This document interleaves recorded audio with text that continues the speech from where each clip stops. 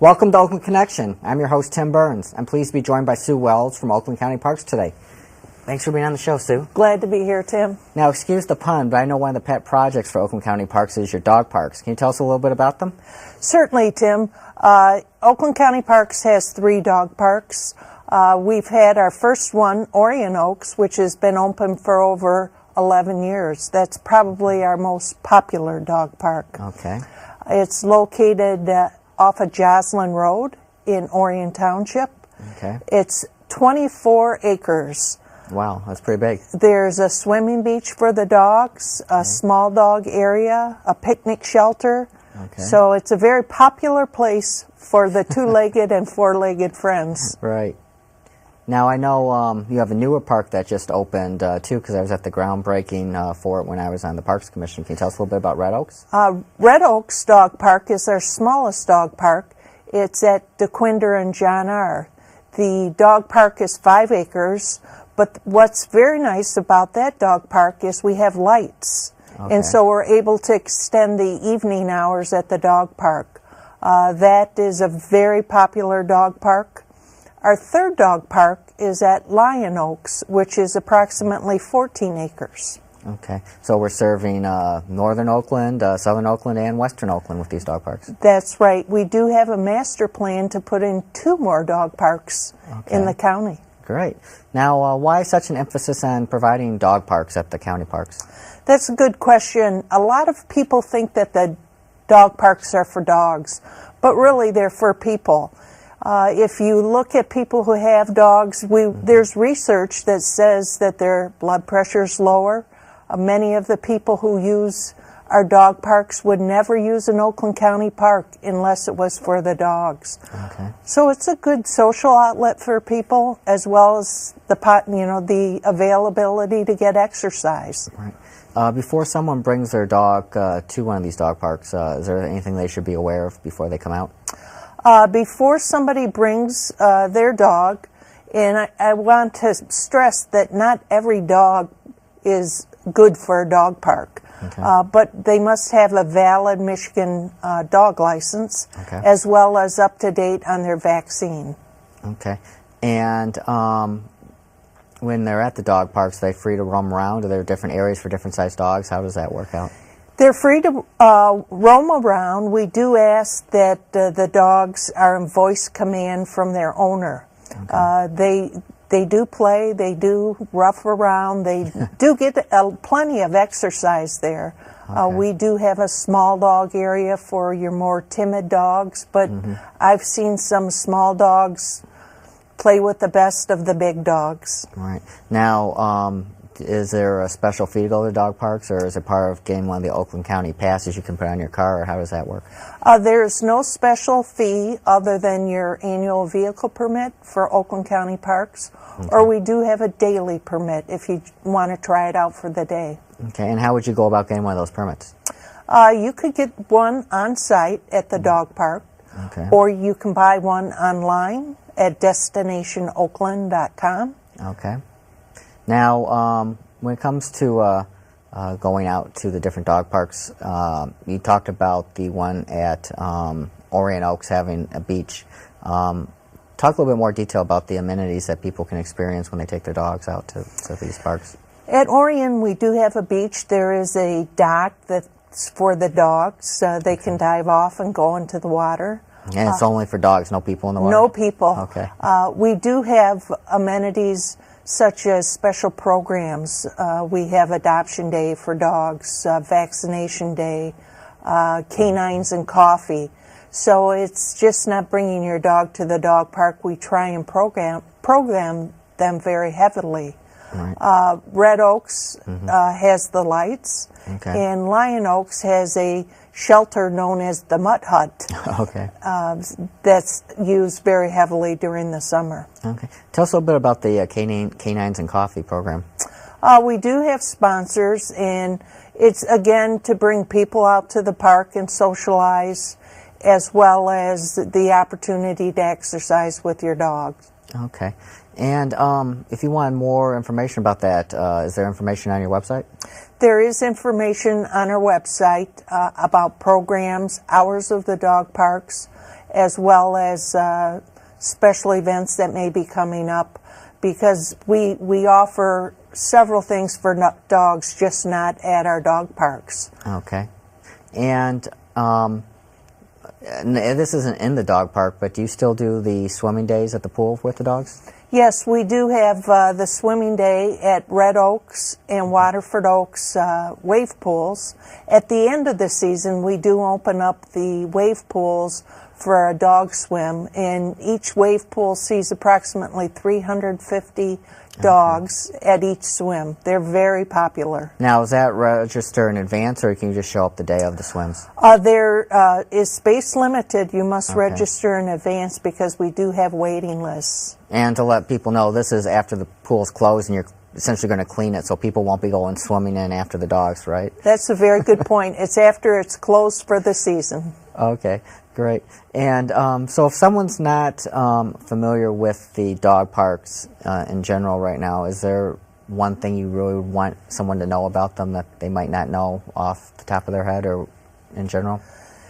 Oh, just to make certain that not every dog is best suited for a dog park. The dog has to be under voice command and behaved.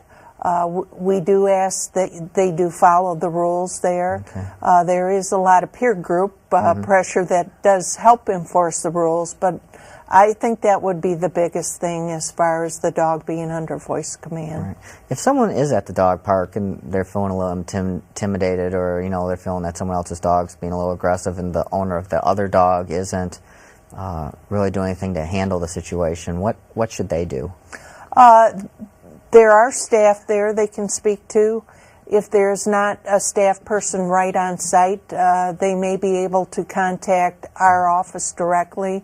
We have numbers posted at the dog park. Okay, and I guess going on that a little bit, what are some of the rules when you're at the dog park to follow? We do ask that there's a 2-dog limit when people bring their dogs. We do ask that people pick up after their dogs and keep the park clean for the other users. Okay.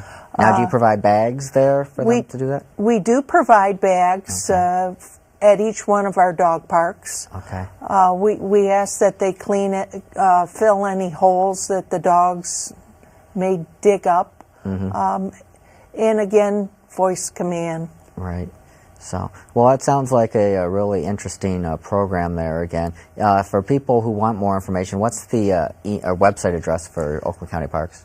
Our website address is destinationoakland.com, where you can find more information about our dog parks as well as information about our entire park system.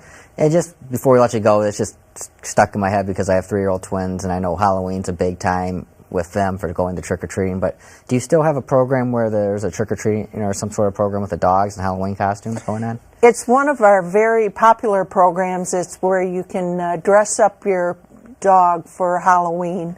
We do have contests, and there are prizes, and it's amazing. Last year we had over 200 dogs. Right. Now, if people go to the website, is there like an email alert or something they can sign up for, so if they want to know about these events, they can be contacted by you? We do have email blasts specifically for our dog parks, so I urge the people to go online and sign up for them, not only for our dog parks, but for special interests that they may have. Great, and they can do that at the Destination Oakland website. That's correct. Well, I appreciate you coming out to the show today and sharing some insight and more information about the Oakland County dog parks, and you do an excellent job with keeping those facilities nice and clean, and a real jewel for our community, and we appreciate the efforts you put into it. Well, glad to be here, Tim. Thanks a lot. Thanks a lot. I'm Tim Burns. You're watching Oakland Connection, and we'll be back right after this brief message. Yeah, this is a story of famous dog. For the dog that chases its tail will be busy. These are clapping dogs. In 1990, in Severn, Maryland, the daughter of a clergyman was discovered by a music industry insider while pumping gas at a service station. The odds of her getting signed and spending 11 weeks at #1 on the U.S. singles charts? 1 in 19 million. The odds of this former church choir singer going on to sell 40 million records? 1 in 15 million. The odds of the same woman winning 6 Grammy Awards and starring in 2 Broadway plays? 1 in 75 million. The odds of this musician and performer having a child diagnosed with autism? 1 in 150. I'm Toni Braxton, and I encourage you to learn the signs of autism at autismspeaks.org. Early diagnosis can make a lifetime of difference.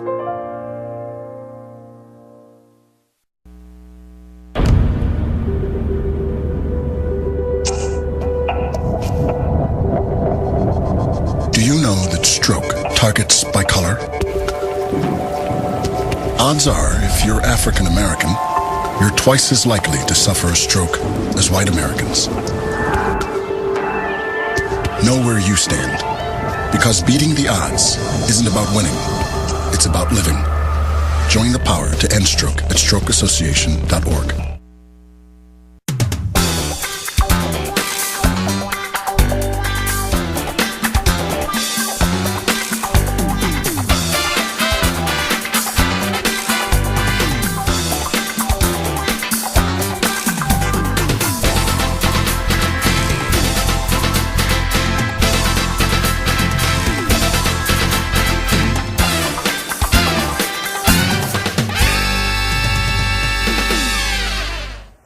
I'm Tim Burns, and you're watching Oakland Connection. I'm pleased to be joined by Nick Brown from Sit Means Sit.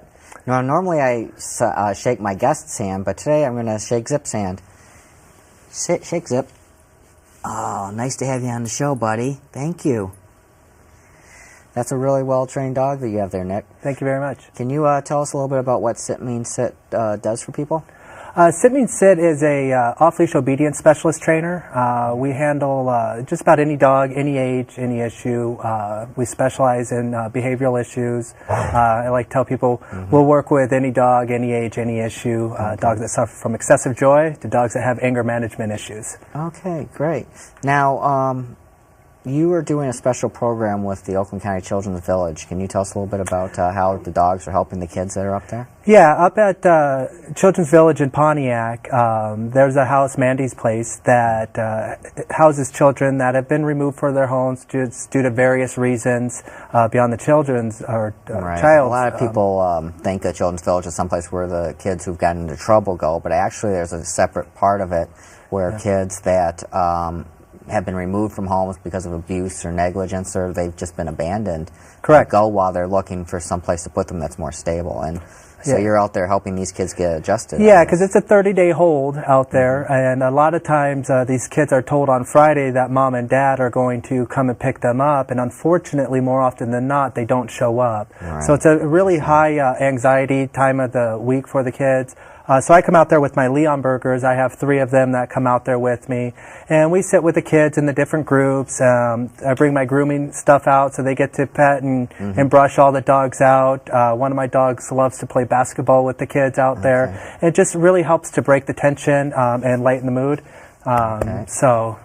Now, I'm sorry, what's his name again? This is Eros. And Eros is, what was the name of the breed? He's called a Leon Burger. Okay, tell us a little bit about those types of dogs there. I don't think a lot of people probably seen a big guy like him around. Leon Burgers are, in my opinion, one of the best dogs on the planet. They are a giant breed dog. They originated in Leonberg, Germany. They're actually Germany's oldest purebred dog ever developed. They were bred to be a very versatile dog, to be able to handle things like cart pulling, water rescue, mountain rescue. But primarily they were bred to be companion dogs. So they are phenomenal companion dogs. But if you can't handle fur in your home, this is definitely not the breed for you. Fur we count as one of the condiments on the table, because it gets everywhere with these guys. Okay. And who do we have here? This is Zip. Zip is my rescue. I rescued him from the Canine Rescue League a couple years ago. He had some pretty bad issues. He had some fear aggression issues when I rescued him. So we wanted to get him out, show the public that if you have a dog that has behavioral issues, a little bit of work goes a long ways in order to live a happy life with your dog and keeping them in your home. Okay. So, and I guess that's a good point that, there's so many dogs that get euthanized that you have these rescue shelters that people can adopt these dogs, and just because they're a shelter doesn't mean that there's obstacles that you have to overcome, that they would be a bad dog. You can get help, or they may be a perfectly good dog right after the adoption, right?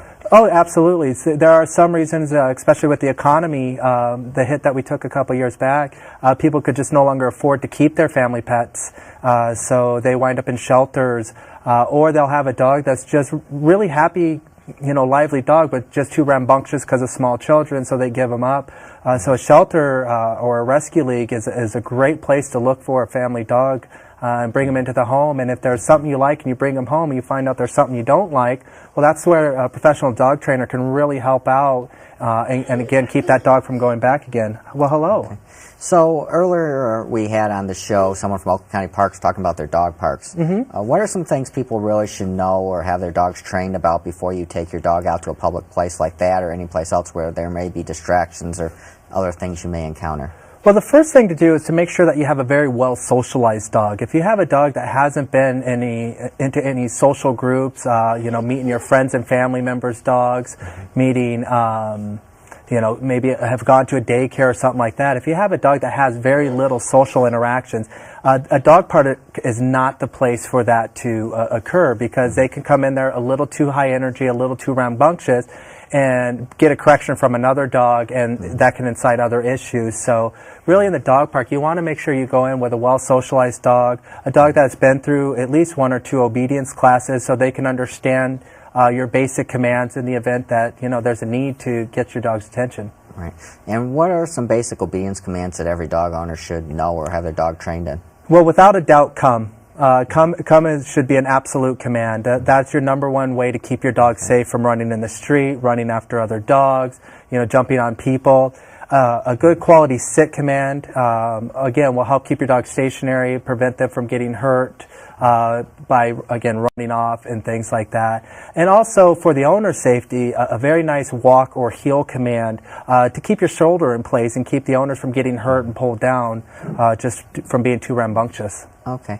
Now, if you have children or you're not home a lot, sometimes you have people whose dogs get to be disruptive because they're just not getting the walks they need or it's too confined of a space. And if you're in a situation like that, what type of breed would you want to look for?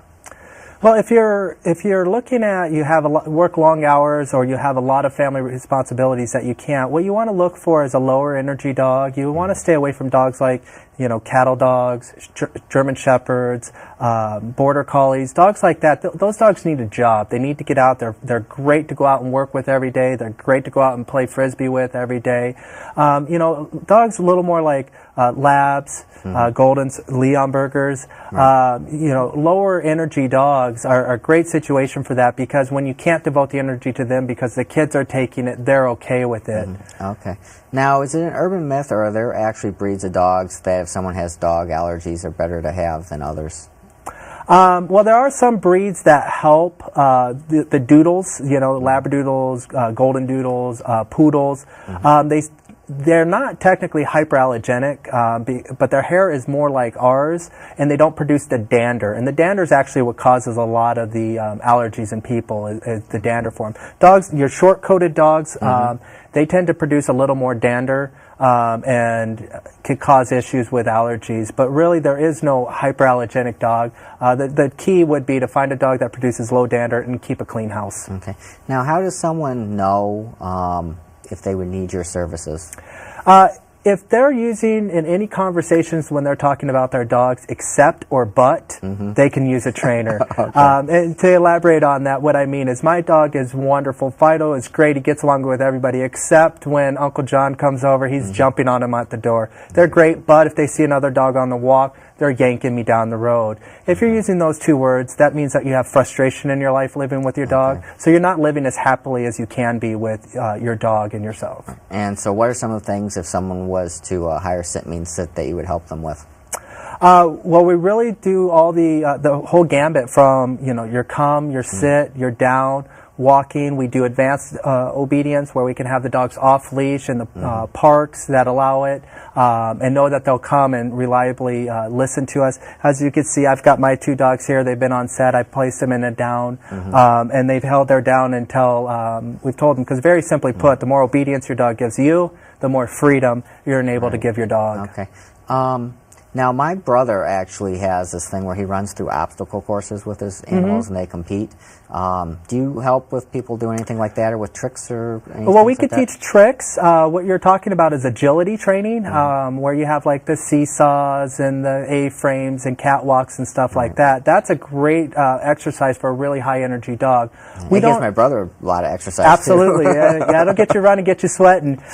We don't have an agility program at this time, but again, the one thing you need to have a really good agility dog is off-leash obedience. Your dog needs to know how to pay attention to you even when they're 5, 10, 15, and 20 feet away from you. And that is one thing that we can give a client, so they really have a very strong starting point when they go into the agility training. Right. Now, I've seen a little bit of that show where the guy comes in and tells people how to fix their dog problems. Yep. And he always says that you need to be like the lead dog or the leader of the pack. Can you explain that a little bit? My philosophy on that is you have to be consistent. Consistency is the key. Inconsistent training will achieve you inconsistent results consistently. Being the leader of the pack with a heavy dominant-based dog, you definitely have to set ground rules. But if you have a little more submissive dog or a less dominant-based dog, as long as you're consistent with them and you don't flip-flop back and forth while they're allowed on the couch one day and not the next day, or they're allowed to walk 2 feet in front of you one day and not the next day, without explaining to them or teaching them the differences in those commands, really you don't have to, make sure you set that dominant precedent right from the get. And is there such a thing as overgiving treats? You can. If you give too many treats, what can wind up happening is your dog becomes reliant on the treat, and without the treat, they don't listen. And the other problem with that is you get a pudgy dog. Right. And you should never give them human food, right? I believe that's a fallacy. Okay. If it's good enough for your plate, it's good enough for your dog. For the most part, there are some exceptions. Grapes are very dangerous for dogs. People don't really know about grapes as being dangerous. Onions, chocolates, and the thing with the chocolate is the higher the cocoa content, the worse it is for the dog. But things like meat from that you would eat, things like that, it's perfectly okay for the dog. The only downfall to that is if you feed them right from the table, you're going to keep them right at the table. Right. Okay. So if you're going to give treats and you don't want your dog sitting right at the table, make sure you teach them how to stay away and you remove the food from the table before you give them the treats. And if someone wants to reach you, do you have a website? Yeah, it's metrodetroit.sitmeansit.com. Okay. Well, you know what? You're going to show us some tricks now. I'm going to get out of the way. And, absolutely. Let you, so let me get the big guy out of the way here, and we'll work the little guy here some. Hey, Zip, you want to show him some tricks and stuff? We'll just slide this one over here. You want to go back place? This is a command just teaches him how to hang out somewhere so he knows what he's doing. Hey, can you sit pretty for us while you're up there? Sit pretty. Awesome. Come on over. You want to come and jump for me? Hey, Zip, sit. Eros, go see Mom, dude. Can you give me some hugs? Dad needs some love. Awesome. Good job. And how about a high five, Zip? Can you give me a high five? Awesome. All right. Can we go ahead and have the shepherd come on in? Booker. And just hand him the toy and he can bring it to Dad. Booker, fetch. Come. Zip, go see Mom. Booker, come. Can you heel? Can you circle? Circle for the folks here. All the way around. Can you go back into the middle? Good. Middle. Front. Sit. Pretty. Now, Booker's got arachnophobia. He's afraid of those little creepy crawly things out there. So if we just tell him there's a one around, he gets really freaked out. We just say, Book, there's a spider. Oh, man. He hates that. And like every good spoiled child, he loves to go for rides. You want to go for a ride? Can you sit? Ready? Piggyback. Awesome. Right. Good job. Wait. Awesome. Come here. Book, let's go. Can you spin for the folks? Sit. Reverse. Reverse. Heel. And that's Booker's backup beeper. He needs to let people know he's moving back. Fetch. And take it to Mom. Zip. Let's go. Let's go. You want to? Now, we do reward our dogs. You can see that they will work for me. Sit. Without the treats, but I'm not opposed to actually giving some treats. Can you spin for us? Awesome. Take a bow. Arrows down. Down, buddy. Let's go. You're being bad. Zip's still holding his bow because he wants something over here. And Zip also does the fun, let's go piggyback, buddy. All right. With me as well. So, is there any other tricks that you might think of that you'd like to see that we might be able to show you? Oh, well, I guess just while Zip, can you whisper? Good, whisper. Whisper. Yes, because we're on set. If we were off set, we would speak. Wouldn't we? Good job. Go back. Here you go. Good job. Eddie's. Let's go. Awesome. Touch. Good job. What would you say is the most popular trick that people ask to see? Let's go.